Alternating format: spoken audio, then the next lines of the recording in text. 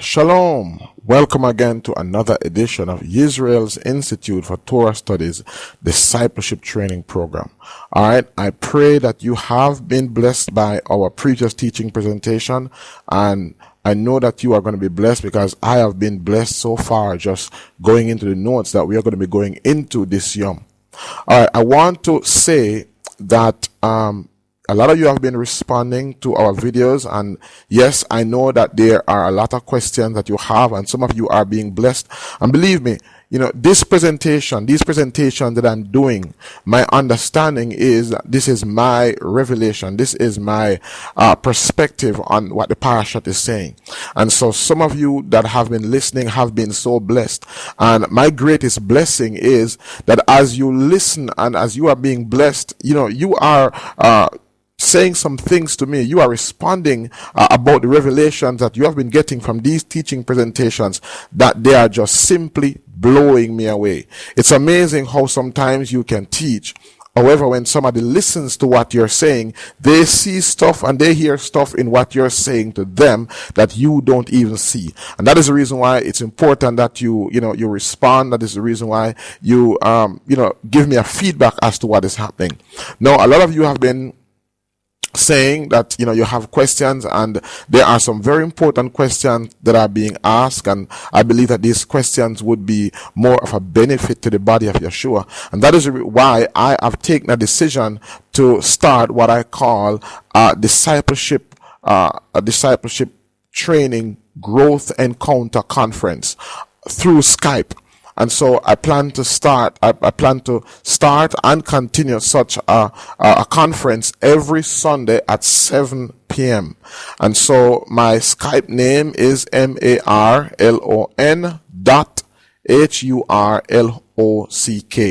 And so I want you to come in on these conferences, to invite your friends in on these conferences. And so this is just a wonderful way to get your friends and your family members who you want to be a part of the Torah and understanding the Torah to come and to share. And so when you listen to our teaching presentations throughout the week, if you have questions, I want you to write down those questions. If you have comments, I want you to write down those comments. And then I really would want to hear from you as we share one with each other in that Skype teaching discipleship growth encounter conference. All right, so we are on the topic Tazria. We are on week 27 or lesson 27. This is actually part 2, which is entitled Principles for Discerning Leprosy. And so let's go right into our teaching presentation outline. All right, so it's Principle for Discerning Leprosy. Let's look at the outline for this teaching presentation. We are at Leviticus or Vayikra chapter 13 verses 1 through to 19. All right, let's go through the outline. Symptoms of leprosy verses 1 to 8. Chronic ailments verses 9 to 17. Leprosy as a complication verses 18 to 46, and leprosy when in fabrics and in leather. And so that's the outline that we are going to be presenting from in this particular teaching presentation. Tazria part 2, Principles of Discerning Leprosy. All right, let's go on now to the suggested questions, and these are the questions that you can seek to answer before the teaching presentation. What is the meaning of the word Tazria? What does a scab represent? All right, what does a scab represent? Based on the lesson, what are the 7 antisocial behavior that causes Zarahat? And name 2 persons afflicted with Zarahat by Yahweh. All right, so those are the questions. Now let's move on to the terminologies, or the terms that you're going to be seeing in this lesson. Tazria. All right, so Tazria means leprosy or Zarahat. All right, so it's Zarahat or Tazria actually means leprosy. All right, so Zarahat or Sarah means leper. All right, so Sarah means leper. Brit Milah means covenant of circumcision. Tumeh or Tameh, to be physically defiled, common, regular, unclean or to be sick. Nida means menstruous woman or the woman during the time of her flow. Mikpahath means clean lesions, and Mat Shemra, one who gossips. Alright, and so those are the terms that you are going to be encountering in this Yom's teaching presentation. Alright, so I want you to take out your notebooks. Well, by now you should have had your notebooks out. Alright, so I want you to call up your friends, let them know that Israel Institute Discipleship Training Program is up, and let's go right into the word of Yahweh. Now, as I said before, that this is going to be a very exciting lesson. Tazria, or the law of slander, immediately follows the law of what goes into the mouth. In other words, just as how we are to take care of what goes into the mouth, we must take care of what comes out of the mouth. And so in the previous parashat, we see where Yahweh is climaxing. In verse 12, he speaks about verse 11, he speaks about what goes into the body and how the body becomes defiled. And he's talking about the body temple. In verse 12, he speaks about, in the first part, he speaks about life. He speaks about life entering the world and how that life must be treated. And now we are moving on to Tazria, what comes out of the mouth. And leprosy, which is so misunderstood, is quite different from what is called Hansen's disease. And so back then in the time of Israel, what used to happen was that there was a communicable disease that was so feared that what used to happen is that persons were placed in isolation. There are a few leper colonies left. There's a leper colony in, I believe, in India. There's also a leper colony in downtown Israel. And the one in downtown Israel has a very unique history.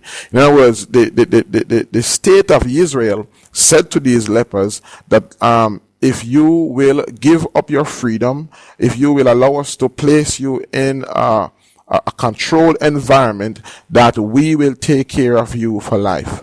And so these lepers, these persons who had lepers, gave away their freedom, and so they were placed in this leper colony, and the government said that they would take care of them for life. But guess what? They found a cure. And so what you have is these lepers living in this colony, totally made whole, and one of the most prime real estate in Israel, and they are living scotch-free, being taken care of by the government. So the leper colony in Israel today, those lepers, or those persons who had leprosy in it, are now whole, they are now clean, yet they are being taken care of the government, and the government cannot take away that property because it made a life contract with these folks that it would take care of them until they died. And so Tazria is widely misunderstood and is used in relation to a wide variety of skin conditions, and we'll look at that furthermore in the lesson. So Tazria was not necessarily viewed as a skin disease, though the cause was looked upon as the physical manifestation of a spiritual condition. Alright, so in Israel, people didn't look at Tazria so much as a physical condition, but what they looked at it as, whenever somebody had Tazria or leprosy, that it was a physical manifestation of the spiritual state of the person. And so what happened is that they played on the Hebrew word, and let's go back to our terms. They played on the Hebrew term Mat Shem Ra, which means one who gossips. Alright? So one who gossips is Mat Shem Ra. And so playing on that word, they say that whenever somebody has Tazria or leprosy, that it was actually a physical manifestation of what was happening spiritually to the person. So there are 7 types of antisocial behavior that they link Tazria too, as the cause of these physical manifestation. Now, because these actions are difficult to punish in the court of law, Yahweh exacts his own punishment. In other words, these 7 conditions, because it's difficult to really prove them in the court of law, and because of their devastating effects, then Yahweh has his own way of exacting punishment. And so these are the 7 types of antisocial behavior. These are the 7 types of antisocial behavior that cause Tazria. Proverbs 6 verse 16 says, these 6 things that Yahweh ate. Alright, so these are the 7 things. These 6 things does Yahweh ate. Yea, 7th or the 7th one is an abomination unto him. A proud look, a lying tongue, and hands that shed innocent blood, and heart that deviseth wicked imaginations, feet that be swift in running to mischief, a false witness that speaketh lies, and he that soweth discord among his brethren. Now, just in case you were not able to itemize or to number them, I actually isolated them. So here they are. A proud look, number 1. Number 2, a lying tongue. Number 3, hands that shed innocent blood. Number 4, an heart that deviseth mischief or wicked imaginations. Number 5, feet that be swift in running to mischief. A false witness that speaketh lies, and he that soweth discord among the brethren. So these are the 7 antisocial reasons, the 7 antisocial reasons why persons contract Tazria or spiritual leprosy.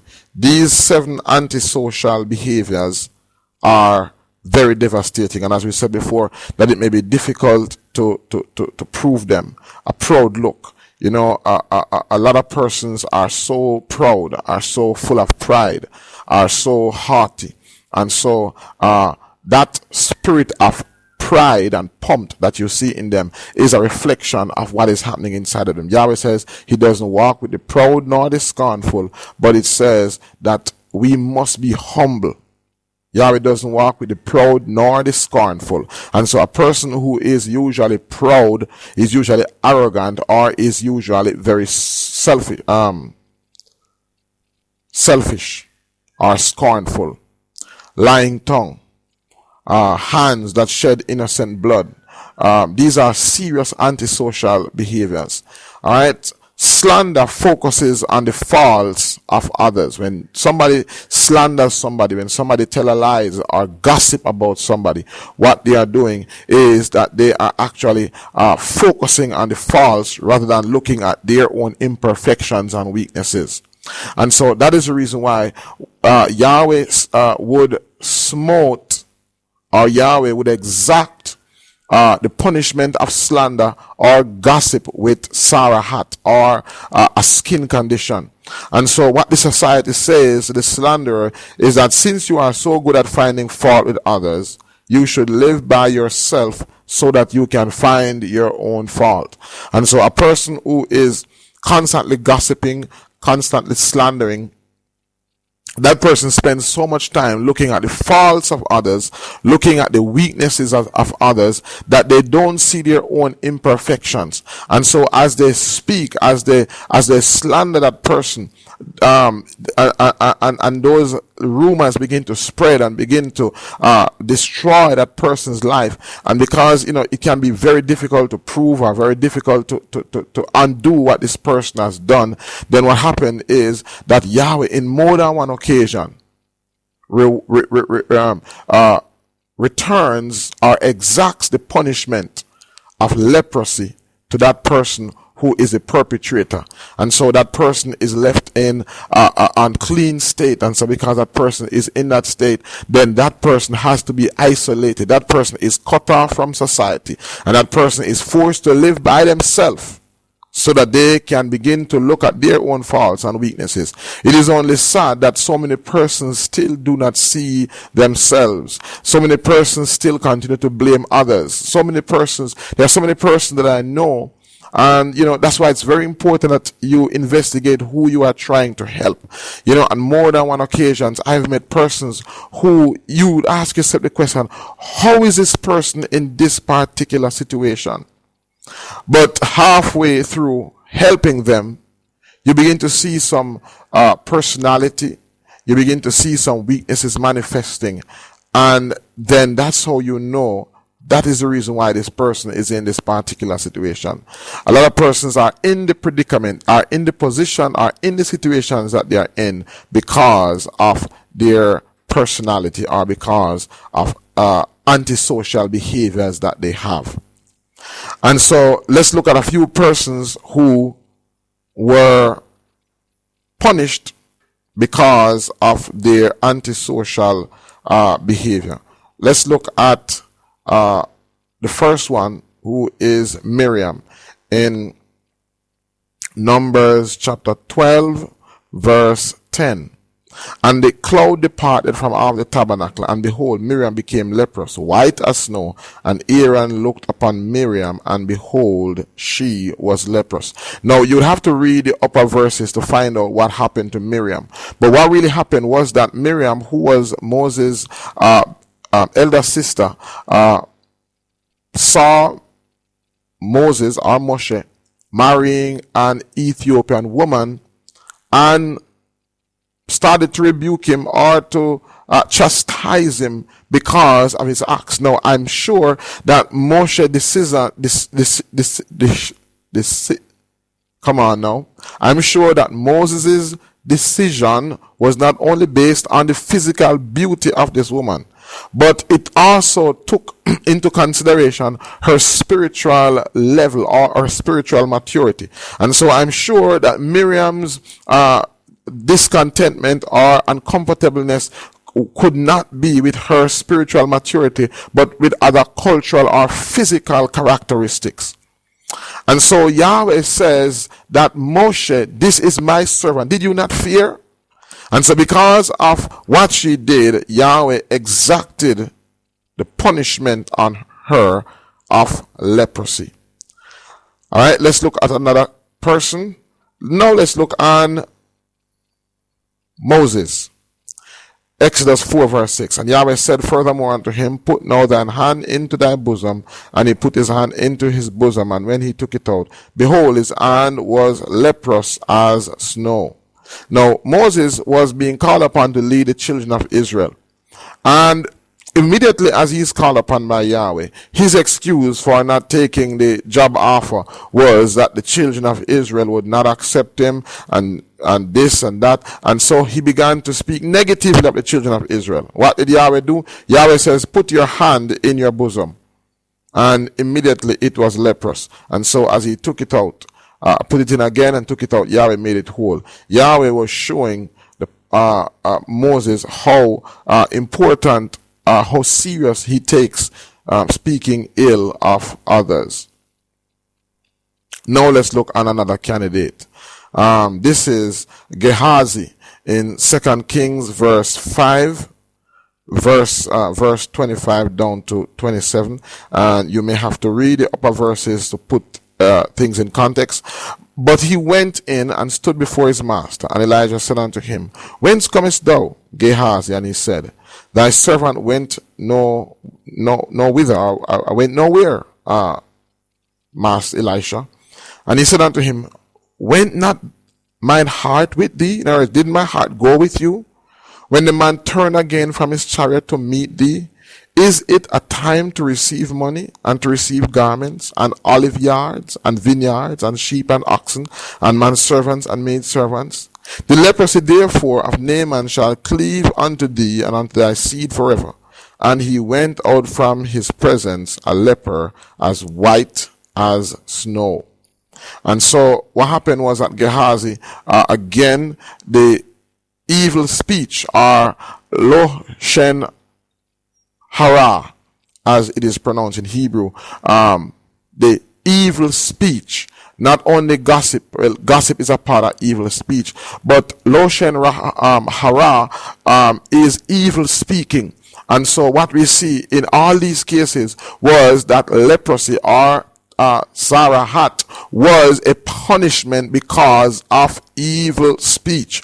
And so that is the reason why we have to take care of not only what goes into our mouth, but also what comes out of our mouth. Because this Yeshua says that what comes out of our mouth is what really defiles a man.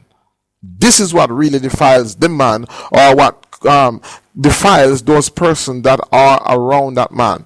And so we see that Zarahat or leprosy was a punishment for evil speech, including gossiping, slandering, telling lies, destructively criticizing. And so we have to be careful of what comes out of our mouth.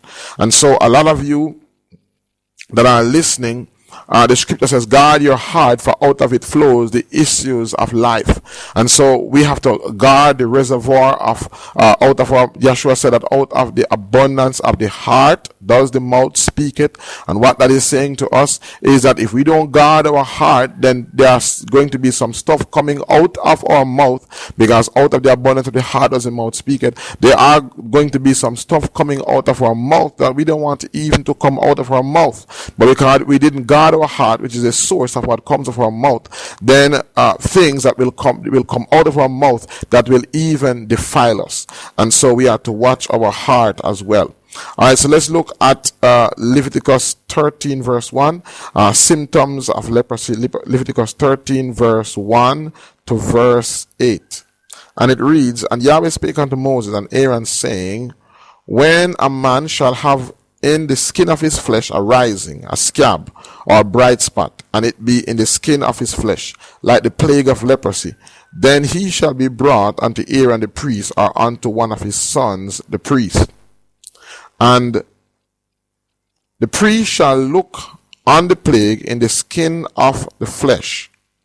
And when the hair in the plague is turned white, and the plague in sight be deeper than the skin of his flesh, it is a plague of leprosy. And the priest shall look on him and pronounce him unclean. If the bright spot be white in the skin of his flesh, and in sight be not deeper than the skin, and the hair thereof be not turned white, then the priest shall shut up him that hath the plague 7 yomums, or 7 days. And the priest shall look on him the 7th yom, or the 7th day, and behold, if the plague in his sight be at stay, and the plague be spread, not in the skin, then the priest shall shut him up 7 days more. And the priest shall look on him again the 7th day, and behold, if the plague be somewhat dark, and the plague spread not in the skin, and the plague spread not in the skin, and the plague spread not in the skin, then the priest shall pronounce him clean. So if the plague spread not in the skin, then the priest shall pronounce him what? Clean. It is but a scab, and he shall wash his clothes and be clean. But watch this now. Verse 7. But if the scab spread much abroad in the skin, after that he hath been seen of the priest for his cleansing, he shall be seen of the priest again. And if the priest see that, behold, the scab spread it in the skin, then the priest shall pronounce him clean. It is a leprosy. It is our leprosy. Now, when the people had an incident of an antisocial behavior, or in this case, whenever somebody had any symptoms or sign of what appeared to be leprosy, the first thing that the people were commanded to do was to call the priest. And so the priest functioned not only as a spiritual leader, but also as a medical authority. And if you search the Torah, you will also see that the priest also function as the legal authority as well. In other words, a priest or a servant of Yahweh must be knowledgeable of the different facets of life to give advice, to give counseling, and to give instructions. And let me say that those instructions should be based on the word of Yahweh. His advice should be based on his experience dealing with the word of Yahweh. And so what the priest was really looking for, the priest was looking to see if the physical sign was a scab or a scar. Now, remember I said earlier that leprosy was a physical manifestation of a spiritual condition. And so I want you to understand that these physical events are also types and shadows. They contain very powerful spiritual principles. And so there's, just like how there's physical leprosy, there's also spiritual leprosy. So physical leprosy was really the physical manifestation of what was happening, or the spiritual condition of that person. And so what the priest was looking for was to sign if the mark, that sign that was on the body, if it was a scab or a scar. Why did the priest want to know if it was a scab or a scar? And I should say that there are healthy scabs and they are unhealthy scab. And so in the reading you will see that the scripture says that if it is a scab, that he should be pronounced clean. However, if the scab begins to spread, then he should see the priest again, and if it is confirmed that the scab is spreading, then the person is unclean. It is leprosy. So the priest really was observing to see if the physical lesion, if it was a scab or a scar. Why? Because whenever we get any physical injury, that physical injury on the skin is either a scab or it is a scar or open wound. And so in the same way, in the spiritual sense, when we are wounded, that wound is either a scab or a scar. What's a scab?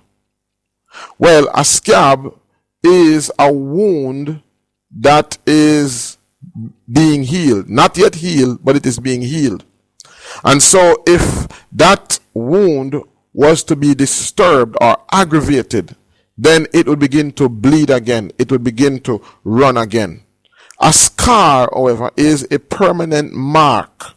It is a permanent reminder of a wound that was inflicted. And so that's what the priest was trying to ascertain. That's what the priest was trying to identify. If it was a scab or a scab or a scar. Now, we live in a society where laws have to be enacted for people to report certain antisocial activities. The children of Israel were instructed to report any antisocial activity or any physical evidence of what looked like leprosy to the priest. You know, we see so much antisocial activities in our nation. Our nation is a spiritually leprous nation. We see so many children being abused, and the perpetrators are known, yet nobody is willing to come forward to speak. No one is willing to come forward to share. No one is willing to say what is happening. In 1 Corinthians 5 verse 1 it reads, "It is reported commonly that there is fornication among you, and such fornication as is not so much as named among the Gentiles, that one should have his father's wife." Now, this is a heinous act. And, I know a lot of people who read this passage will begin to jump on the actual perpetrator and somebody who is involved in such an illicit activity as being involved with his father's wife, his stepmother or his mother. We may look at those persons who are child molesters. We may look at those persons who are homosexuals. We may look at those persons in our society or in our congregation that are involved in such abominable practices. But if you will take a second look at the passage, you are going to see that Shaul was not so much rebuking the perpetrator. He was not only rebuking the persons that were involved in such an illicit practice. Let's move on to the next verse. And ye are puffed up, and have not rather mourned that he that had done this deed might be taken away from among you. In other words, Shaul was saying that not only was this abominable practice done, but it was done and a lot of you know about it and you have not mourned. In other words, it did not detest you. It did not affect you to the point that you mourned or became uncomfortable and wanted to put this person out of your midst. So many times we see persons who are involved in these heinous crimes, committing these brutal acts, and we know who they are, we know where they are, and we do nothing. We do not report them. The priest was not only the spiritual leader, he was also a legal authority. And so this antisocial behavior was not reported so that investigation could be done to identify if the person who was infected had a scab or a scar. Scab meaning that this person was also a victim. This person is not emotionally whole. This person is not emotionally sound. And so because this person has this scab, this wound that has been covered up and is hurting, nobody brought this person when they were a victim to the priest, or this person when he was violated did not show himself to the priest. Did not show. When I say priest, I'm not only talking about a pastor, because as I said, that a priest wore many hats. He was a medical person, he was a legal person, and he was a spiritual person. In our society today, those responsibilities have been divided into different professional areas. So we have doctors, we have pastors, we have police, or we have security personnel. All of these responsibilities were embodied in a priest or in a Cohen. However, and so when this was reported to a priest or a Cohen, the priest would have the knowledge, he would have the authority to identify what this person's condition was. And so a lot of persons who have been violated, who have been hurt, who have been victim because they did not show themselves to somebody, because they believed that they could handle it by themselves, because they were so ashamed, so afraid that they believed that they could manage their behavior, that this behavior was only covered up on the surface and has stood there or is presently there, causing that person to be leprous to the point where what is hurting them is now being spreaded, is now being passed on. That hurt is now being transferred to other persons of society. And so, my friend, if you are hurting emotionally, if somebody did you something physical, if somebody did you something emotionally or psychologically that has traumatized you, you need to see somebody. You need to find a legal person. You need to find a spiritual person. You need to find somebody who can help you to understand if you have overcome, if that hurt moved from being a scab, a cut or if that moved from a scab, which is a wound that causes pain whenever you touch it, to being a scar, only a mark that you were once wounded. And so how do you know if it's a scab or a scar? Whenever you speak about that tragedy that happened to you, if whenever you speak about what that person did to you, if whenever you talk about, hear it being mentioned or see it being, replicated, it brings you hurt or pain, then that, my friend, that's a sign that you have a scab, and that scab is going to spread if you do not get help. And so a scab is on the surface still causing hurt. Emotional scars are those that don't hurt you anymore. And emotional scars can become contagious. People will tell you that hurting people hurt people. And so a lot of people who tell lies, a lot of people who have low esteem, tend to be very scornful. A lot of people who are proud, a lot of people who slander people, a lot of persons who gossip about other persons. A lot of these persons are themselves wounded. A lot of these persons have Tazria, have leprosy, and it has never yet been checked. And so their hurt is being perpetrated. Their hurt is spreading. And so these people will begin to move from one state of hurting to another state of hurting. So emotional scabs are on the surface, still causing hurt. Emotional scars are there but don't hurt. They only serve as a sign of what once hurt you. Emotional scabs can become contagious, as we said. We live in an emotionally scabby or scaly society. So many people are hurting because their scabs are not being attended to. People are trying to deal with their own scabs on their own. Priests should counsel the suspected person and give them time for observation. A lot of persons are being abused by those who should be helping them to heal. And that is the reason why, Yahweh looks at it as such a serious act, such an abominable act when something of this nature is done.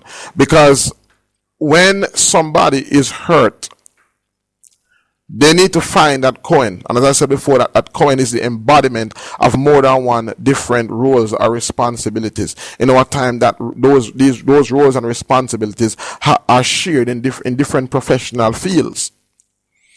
But when somebody has an emotional scab, it is important that you find somebody who you can share it with, who you can talk about it with, who you can reason with, who will assist you. And that is where we come up on another dead end. A lot of these persons who Yahweh has placed in strategic positions to be the persons who offer help, sometimes finding themselves being the very persons who take advantage of these persons and hurt them. And so pastors who take advantage of persons in their time of weaknesses, or because of the position that they are in, Yahweh is going to hold you accountable. Police officers and other legal persons, persons that deal with government, because this was also a function that the priest served in. He was also a politician.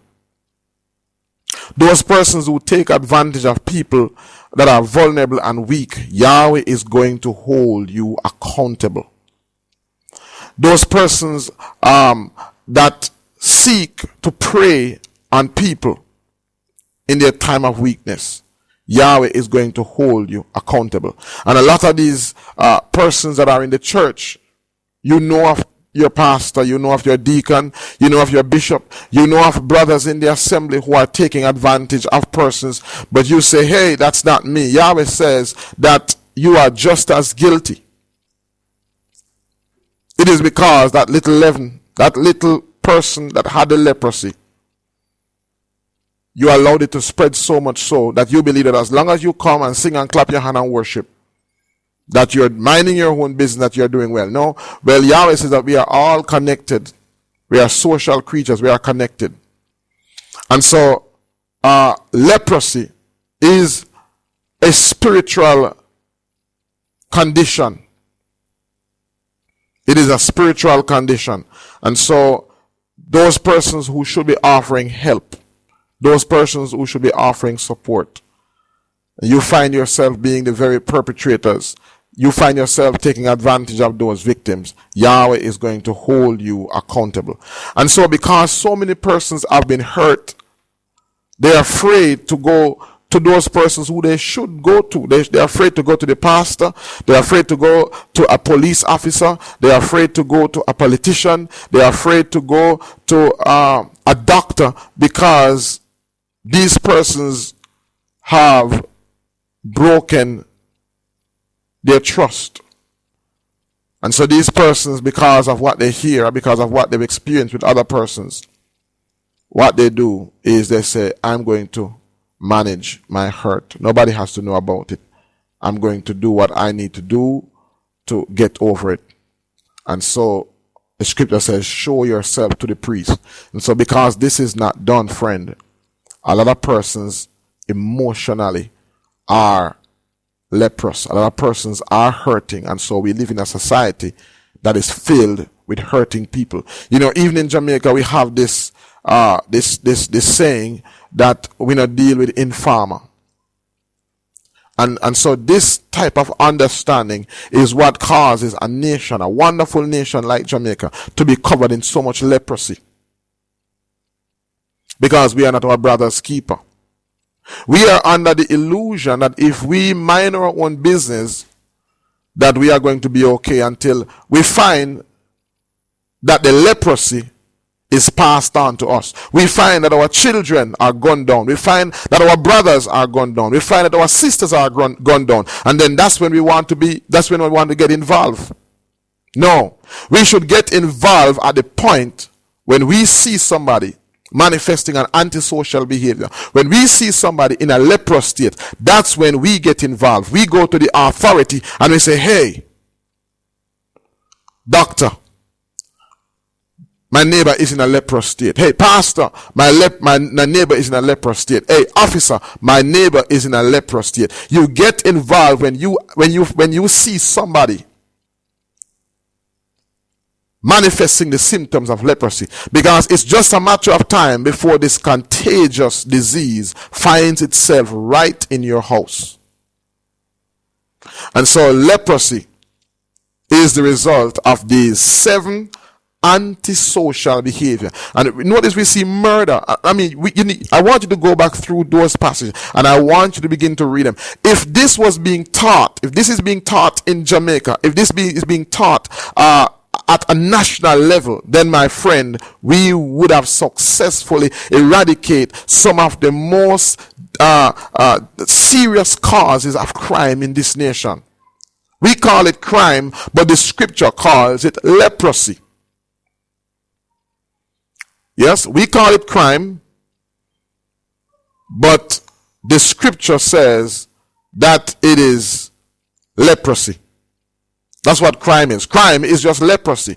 And it's difficult to control leprosy. And so, we can tell the Minister of National Security that if you want to deal with our crime, the answer is found in the Torah.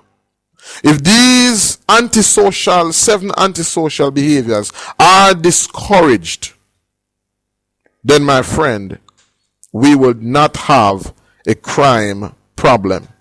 And so I want to share with you some scabs that are difficult to heal. These are some scabs that are very difficult to heal, but contribute to a nation being leprous. But let's look at 1 Samuel 2 verse 12. Now the sons of Eli were sons of Belial. They knew not Yahweh. The word Belial means they were worthless. Priests who were worthless. Priests who didn't know Yahweh. And so I want to pause there, because I want you to understand that there are some persons in the office of the police force who are Belial, who are worthless, who shouldn't be there, who are abusing that position of authority. There are some persons in the medical field who are Belial. There are some persons who are in the pastoral or the ministerial positions that are Belial, that know not Yahweh, that take advantage of their authoritative position. And so you need to understand that who you go to should not be based on just the title that they bear. But you have to be very careful in knowing who you find. So the priests of Eli, or the sons of Eli, were sons of Belial. They knew not Yahweh. And so I want to say to you that whoever you are going to go to, if it's a police, make sure that they know Yahweh. Not that they know of Yahweh or know about Yahweh, but that they know Yahweh. How will you know that they know Yahweh? You will know that they know Yahweh by the life that they live. The pastor that you go to, make sure that he knows Yahweh. You won't know this because of the sermons that he preached. You won't know this because of how many books he has written. You won't know this because of how famous he is, but you will know this based on the life that he lives. And so the first thing you have to do is that you have to ensure that who you are going to relate your leprous condition to, you have to ensure that this person knows Yahweh. And the priest's custom with the people was that when any man offered sacrifice, the priest's servant came while the flesh was in seething, while the flesh was being cooked, with a flesh hook of 3 teeth in his hand, and he struck it onto the pan or kettle, or cauldron or pot. All that the flesh hook brought up, the priest took for himself. So they did in Shiloh unto all the Israelites that came thither. Also, before they burnt the fat, the priest's servant came and said to the man that sacrificed, Give flesh to roast for the priest, for he will not have sodden flesh of thee, but raw. And if any man said unto him, Let them not fail to burn the fat presently, and then take as much as thy soul desireth, then he would answer him, Nay, but thou shalt give it to me now, and if not, I will take it by force. Therefore the sin of the young men was very great before Yahweh, for men abhorred the offering of Yahweh. In other words, what was happening was that these persons exploited or took advantage of their position of authority, so much so that persons abhorred, or persons did not want to come to Yahweh. In other words, when a pastor's action, or when a pastor's action practices acts that prevent people from coming to Yahweh, Yahweh is going to hold you accountable. When a police officer goes about his duty in such a dishonest way that persons see those that should be protecting and serving as enemies, then Yahweh is going to hold you accountable. When medical practitioners take advantage of their position, and we see so many reports of doctors fondling women, of doctors being involved in immoral practices with their patient, of doctors sharing information that they shouldn't be sharing with other doctors, then people lose trust. And so the people who should be coming to these authoritative positions are afraid to come to them the result is that people keep their leprous condition to themselves, trying to take care of it. And the result is it begins to spread. And so Yahweh is going to hold these persons accountable. Yahweh is going to hold these persons accountable because they have a responsibility to function on behalf of Yahweh in terms of their position of authority in the earth. And so many persons are carrying baggages. So many girls that were raped. So many persons who know of murderers. So many persons who know of thieves. So many persons who know of persons who have committed some heinous acts, some heinous crimes, but are afraid to speak because what they're saying is that it is not right now, presently, directly affecting me. These persons will continue to hurt people because they themselves are hurting people. They need to be made whole. And so these are some of the scabs that are difficult to heal. Being raped or molested. You know, if you were raped or molested, that scar stays with you.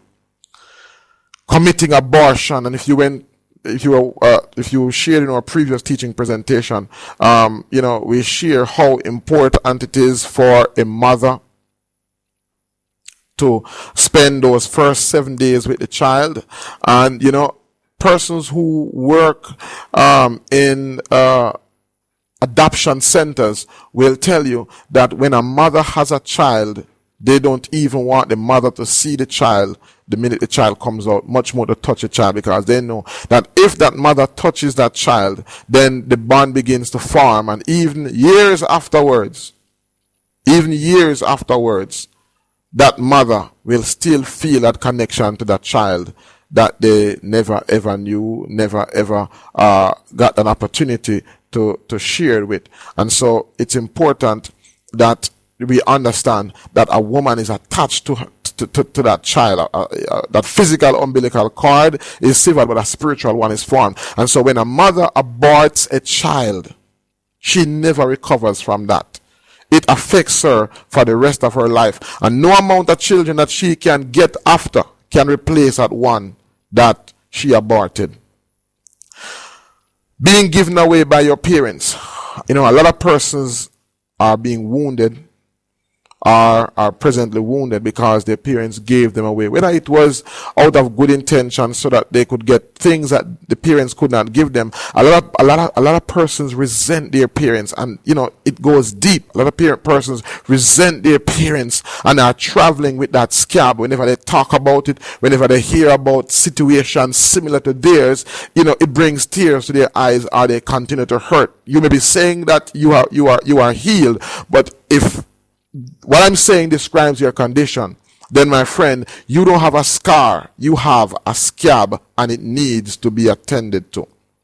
Being cheated on by your partner, being faithful, committing to that man or committing to that woman, being faithful in every possible way, and learning that your partner actually cheated on you. These are some things that send some deep emotional wounds.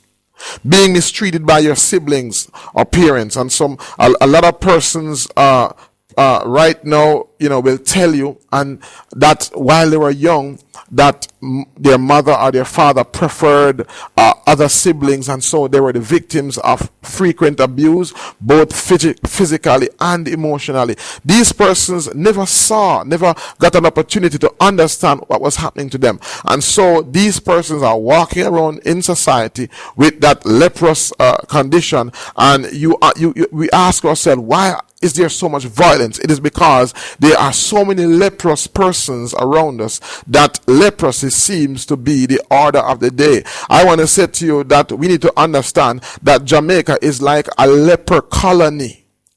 That's what Jamaica is. It's difficult to be in Jamaica and not be affected by leprosy, not be affected by crime. Nearly every single person in this nation, whether directly or indirectly, has been affected significantly or experienced crime at a first-hand level. This is a leprous nation. And so when we go into lesson 28, which is Metzora, when we begin to look at how leprosy is cleansed, you don't want to miss that episode, because I want to share with you, if you are leprous, if you know of anybody with a leprous condition, then you need to know what are the cure, or what are the solutions for somebody that is leprous, or for a nation that is leprous such as ours. Being abused physically repeatedly, being abused, children are abused physically in such a heinous way. Being abused in your marriage physically. And may I say to you that emotional abuse is just as or even more painful than physical abuse. Just recently a woman said to me, Rabbi, if my husband, I'm married to a police officer and he's so abusive to me, if he was to abuse me physically, I believe I would endure it more than the type of emotional abuse that I endure. And so I want to say to you that a lot of men take pride in the fact that I'm not physically abusing my wife, but the emotional abuse is far more reaching. The things that you say to them, the things that you do to them. A lot of you wives are so abusive to your husbands. The things that you say to them, the things that you do to them, hurt so much. A lot of you, your partners, have confided in you things or stuff that you use as a high-handed tool every time there is an argument. And so, that is not what you are supposed to do. That is not what you are being called to do. A lot of you are emotionally hurting. A lot of you have scabs. A lot of you cry from night to night, night in, night out. A lot of you cry to go to bed and cry to wake up. And so you bring that hurt to work.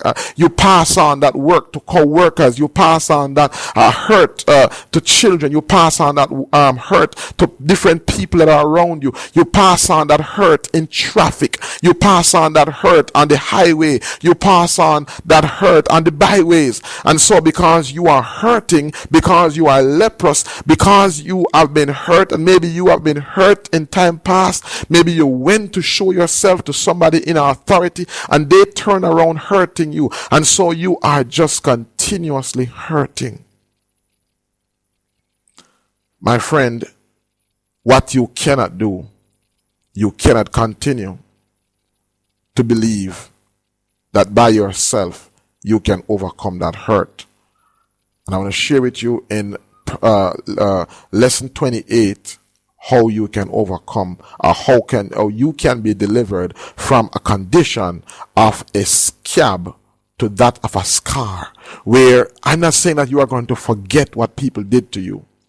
I'm not saying that there's not going to be a physical mark, that there's not going to be something that every time you look on it, it will remind you of what was done to you. I'm not saying that, because, that's not being rational. What I'm saying to you is that there is a way for you to overcome in such a way that every time you look on that mark, even when you press it, it doesn't hurt you anymore.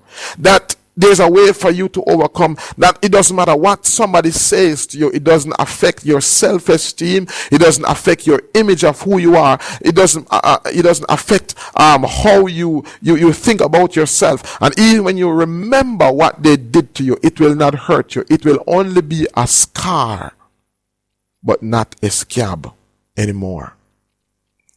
And so, seeing your parents abuse each other and being forced to take sides, that's one of the worst type of emotional abuse that you can actually inflict on a child.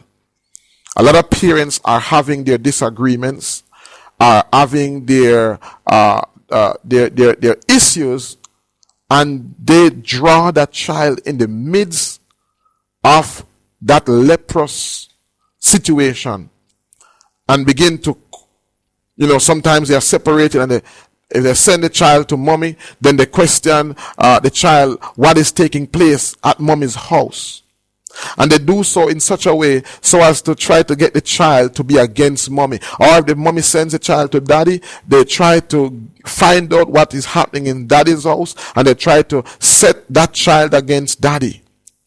And that child that is in the middle, who wants to love both parents equally, is hurting, is traumatized. And those wounds that you are passing on are going to be passed on to your son-in-law or your daughter-in-law and your grandchildren. You, my friend, are successful in transmitting your leprosy to the second, third, and even fourth generation. That's what you are doing. That's what you are doing to your child. When you allow them to be involved or to draw them into what is happening in your house, that leprous state, you are destroying your child. Not only your child, you are transmitting your leprous situation to your children, your grandchildren, and your great-grandchildren, who you may never even know. That's how far-reaching the effects of leprosy is. That's how far-reaching the effects of Loshen Hara, or evil speech. That's how difficult it is. Because when words leave your mouth, they cannot come back. They cannot return. They have to, and you're going to see in the lesson, in lesson 28, how leprosy is treated, how leprosy is dealt with, because of how difficult or how serious it is. And so, these are some scabs that I agree are difficult to heal, but nonetheless, you can heal from them. And so, as you are listening, you may fall in one of these categories that I just mentioned, or you may fall in a category that I did not mention. Doesn't matter what it is. Yahweh has the solution. And so, I want to go on to verse 9 to 17. Chronic ailments, chapter 13, verse 9 to 17, and it reads, when the plague of leprosy is in a man, when he shall be brought unto the priest, and the priest shall see him, and behold, if the rising be white in the skin, and it have turned the hair white, and there be quick raw flesh in the rising, it is an old leprosy in the skin of his flesh. And the priest shall pronounce him unclean, and shall not shut him up, for he is unclean. And if a leprosy break out abroad in the skin, and the leprosy cover all the skin of him that hath the plague, from his head even to his foot, wheresoever the priest looketh. And so the priest had to make a serious investigation. Then the priest shall consider, and behold, if the leprosy have covered all his flesh, he shall pronounce him clean, that hath the plague. It is all turned white, it is clean. But when raw flesh appeareth in him, he shall be unclean. And the priest shall see the raw flesh, and pronounce him what? And the priest shall see the raw flesh, and pronounce him to be unclean. For the raw flesh is unclean, it is a leprosy.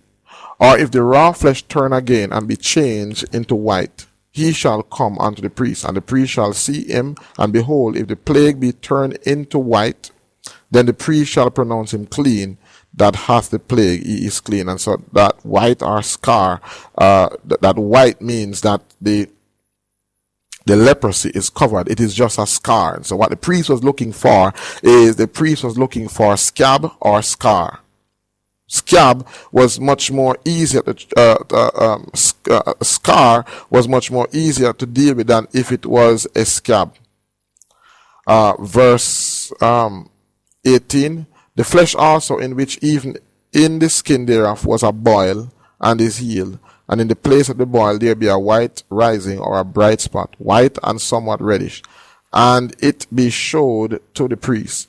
And if when the priest see it, behold, it be inside, lower than the skin, meaning it's deeper than the skin, and the hair thereof be turned white, the priest shall pronounce him unclean. It is a plague of leprosy, broken out of the boil.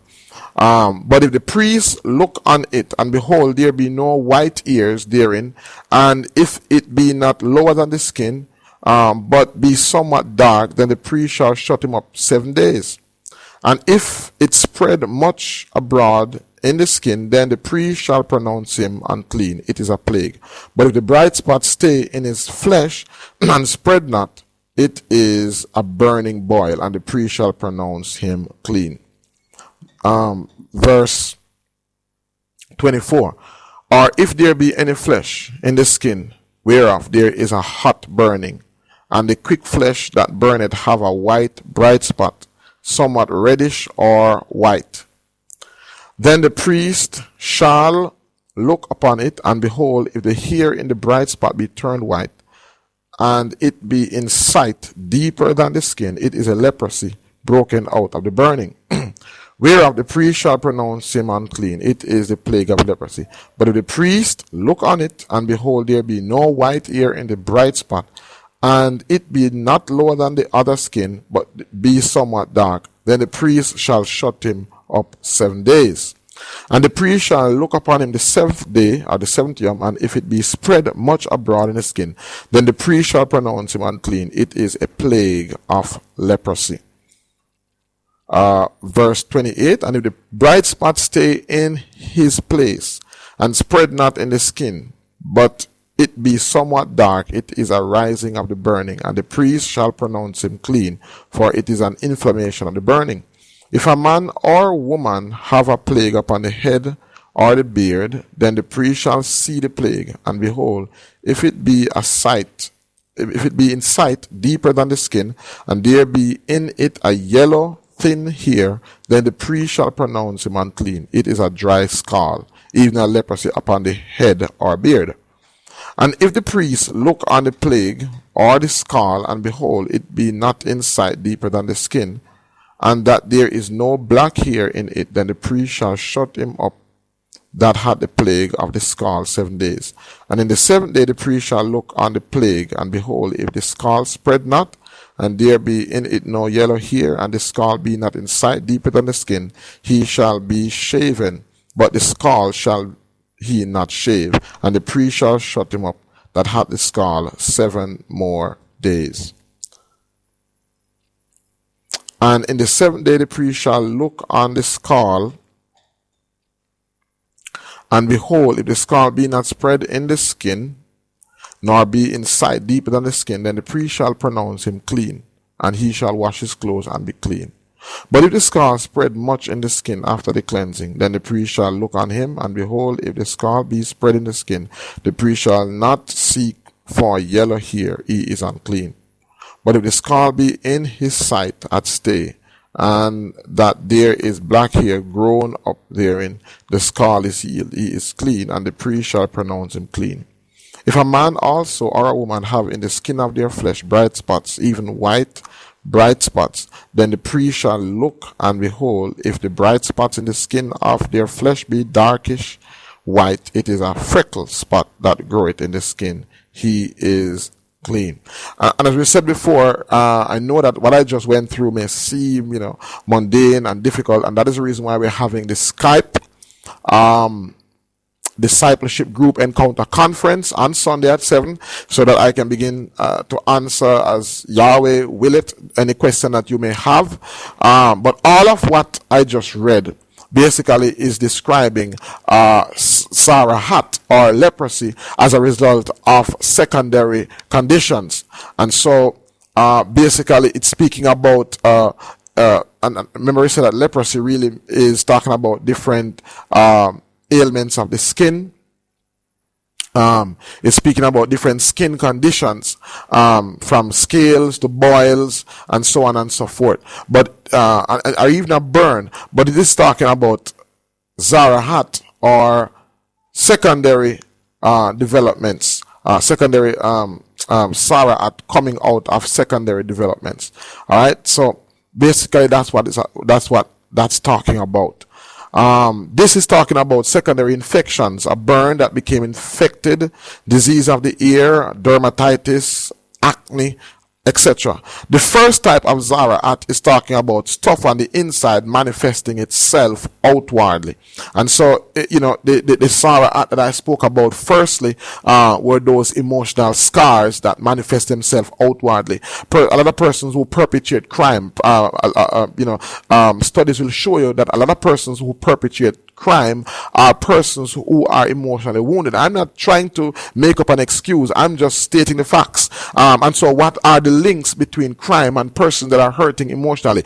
It shows that hurting people hurt people. And so people who are hurting, people who have developed a leprous condition, that leprous condition, if it is not seen by persons in authority, persons who know what to do, then if that condition goes unchecked, it is going to affect the wider society. That's what the scripture here is saying. That's what the Torah here is trying to teach. And so the primary Tazria, or the primary leprosy that we spoke about, were those that were the result of internal situations, internal motivational factors. The second Tazria that we are going to look at now is as a result of secondary or outward motivational factors, such as hearing things about persons, not confronting them, yet forming an opinion and becoming judgmental. If this has happened to you, then you have contracted Tazria. You have contracted leprosy. You have allowed, because of where you were or who you are keeping company with, you have contracted evil speech. So you heard somebody speaking evil of somebody, you heard somebody speaking negatively of somebody, and without confronting that person to get the facts, you formed your own opinion and became judgmental. So you have, it wasn't because of what you were through, it wasn't because of emotional wounds that you have, but simply because of who you are connected to. Somebody says that, show me your friend and I'll tell you who you are. And so you have to be careful of the people that you have around you. You have to be careful of the people that you link with. You have to be careful of the people that you are associated with. Because of what you have been through, you use this as your interpretive lens for life. And so not all men are going to abuse you or your daughter. Not all stepfathers are child molesters or perverts. Not every man that compliments you or is nice to you have ulterior motive. Not everyone who you trust is going to betray you. Not every minister, if you confide in them, is going to take advantage of you or your situation. The people who you associate with can pass on some serious infections to you. Some people have never experienced some stuff before, but just by the shared association with other people, they take on and become paranoid with what these folks went through, and sometimes even more paranoid than the person who actually went through this stuff personally. And so you have to be careful of who you are attached to. You have to be careful of who you associate yourself with. Persons who have never been robbed, persons who have never yet been molested, persons who have never yet been hurt in a relationship. Sometimes these persons associate themselves with persons who continue to spew out the venom of what they have been through, and you have become, you have become a victim. A lot of you women are trying, have sat down and you have listened to the hurt of your mother. You have listened to the trauma that your mother has been through, and in some cases you have seen what they have gone through, and even though nobody has done you anything, you are so bitter, you are so enraged, you are so towards men and towards people in general. And so because of what these folks went through, and because you have associated yourself with them, you have contracted Tazria. You have contracted leprosy. You are covered with leprosy. And I want to warn a lot of your mothers, because a lot of your mothers did not walk in the will of Yahweh, did not obey your parents,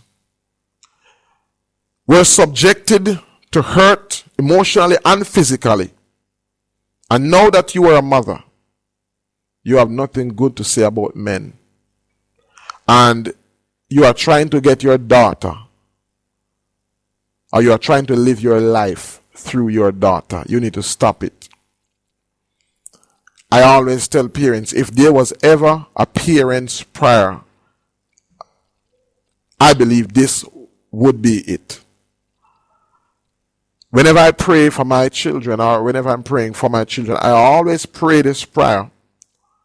I say, Yahweh, give me the wisdom to teach my child right and wrong. Yahweh, give me the wisdom to protect my child from the world. Yahweh, give me the wisdom to prepare my child for the world. And give me the wisdom to know when to know the difference. So Yahweh, give me the wisdom to protect my child from the world. Yahweh, give me the wisdom to prepare my child for the world. And Yahweh, give me the wisdom to know when to do the difference. Because parents, we need to understand that that's our responsibility. We have a responsibility to prepare our child for the world. And so we can't protect them from everything. There are some stuff that they must go through for themselves. And so we have to prepare them for those stuff. We have to prepare them for those things that they have to go through. We have to prepare them for the hurts that they will encounter and allow them to know that, hey, we are here when you need us. So we've got to prepare them for the world. We have to protect them from the world. There are some stuff that, our experience dictate to us, and because of what we have been through, they are not knowledgeable. Our job is to really protect them from some stuff. Because, I always say that, we learn from our mistakes, but mistake can be a very cruel teacher. And so I always tell my two kids, Joshua and Music, that, not to go this path, because, we have been down this path, or we have seen persons going down this path, and we know the hurt that it can cause. So yes, we have a responsibility to protect our children from the world. But then here comes the difficult part. We need Yahweh's divine wisdom to help us to know when to do the difference. When do we protect our child from the world, and when do we protect our child for the world? That's when we really know, we really need the wisdom of Yahweh to guide us, because a lot of us, especially mothers, we add a S to mother and we smother our children. We smother them to death. A lot of them, when they are exposed to the world, are incapable of coping, are incapable of dealing with challenges, are incapable of falling down and getting up, because all we did was smother them, cover them, restricted them. So I know that it's just the motherly instinct chipping in. That is the reason why it's important to pray the parent prayer. Yahweh, give me wisdom to protect my child from the world. Yahweh, give me wisdom to prepare my child for the world. And Yahweh, give me wisdom to know when to do the difference.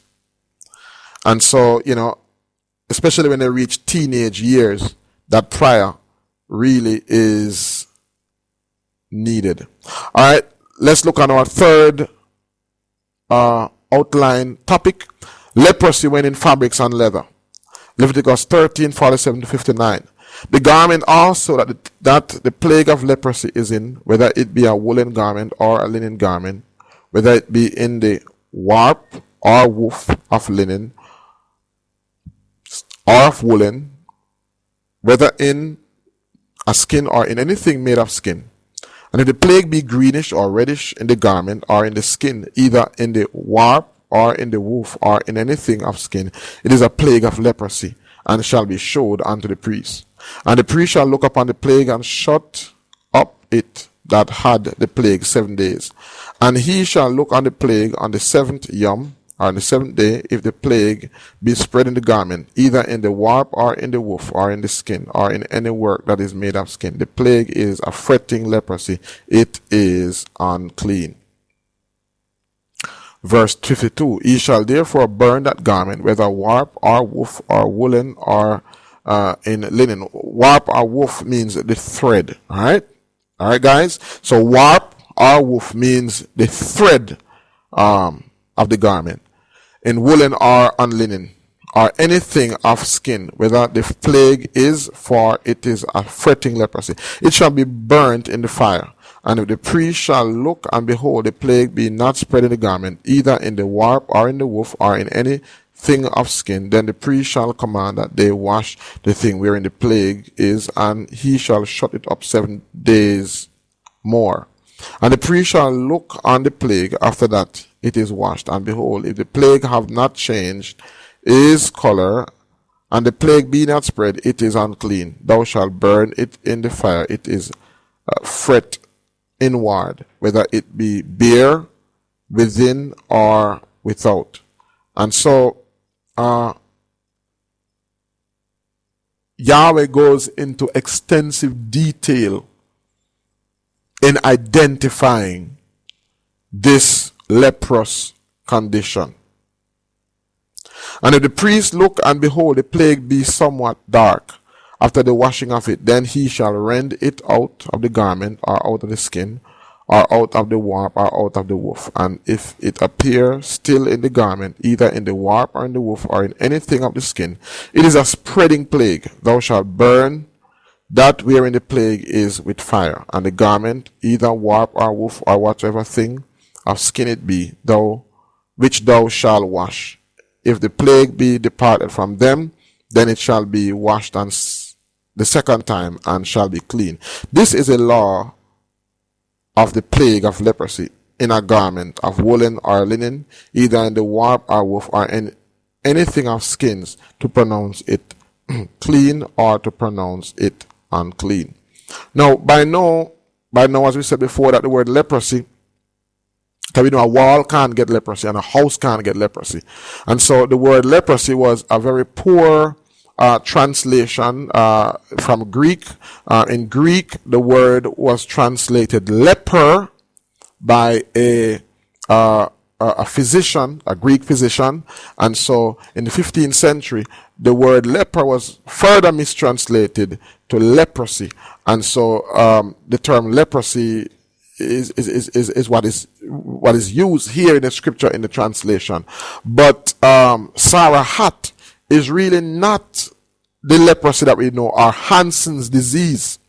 Leprosy, the Tazria really is speaking about a condition that can be passed on to different living and non-living material. It is like a germs or a bacteria that causes a skin condition, or moles. And so Tazria really is speaks to a very wide variety of moles and fungi and bacteria that can cause infection.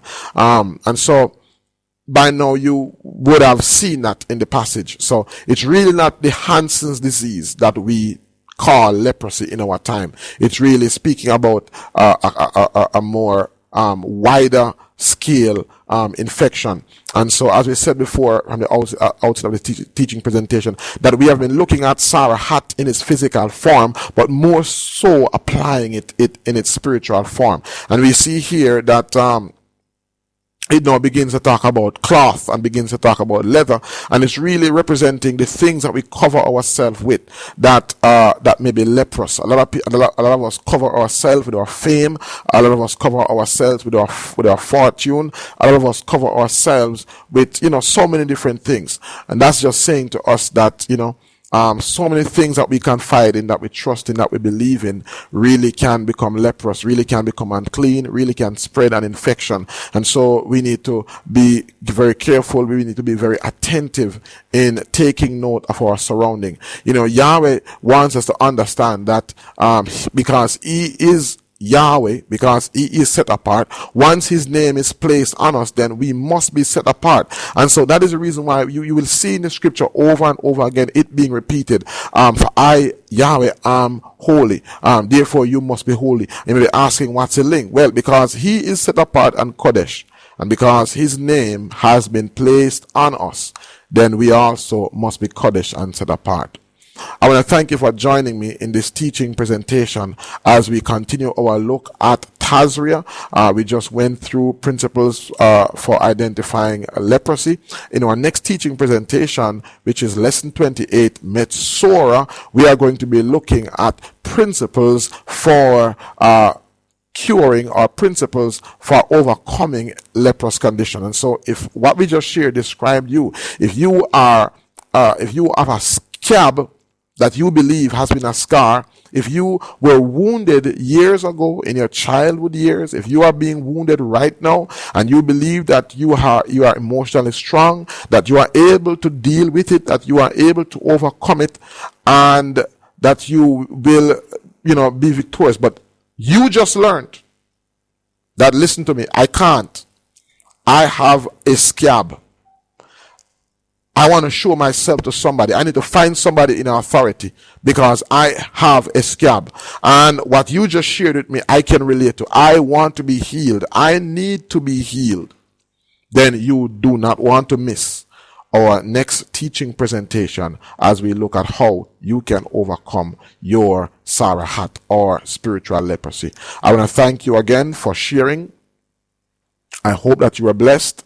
And again, I want to say to you that if you are blessed, if you are challenged, please go to our website, www.Torah for Life, that's TORAH, the numeral 4, LIFE, TV.com. Go to our watch video link and scroll down and you will see ways in which you can contribute financially, spiritually, and otherwise, so that we can continue this work that we are doing. Until next time, I want to say to you, Shabbat Shalom.